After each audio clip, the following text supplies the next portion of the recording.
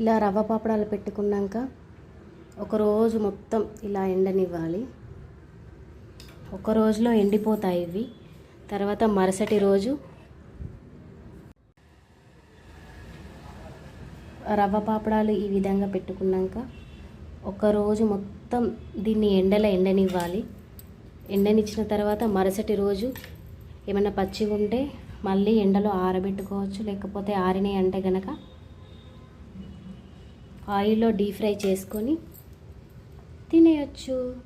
రవ్వ పాపడాలు రెడీ అయిపోతాయి. కానీ ఇలాంటి ఒక కవర్ ఉంటే మాత్రం 1 డేలో ఎండిపోతాయి.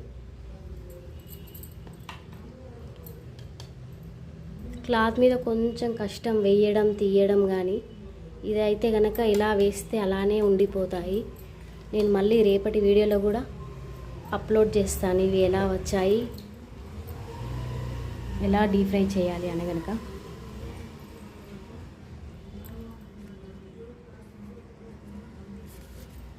హాయ్, చిన్న లైక్ చేయండి.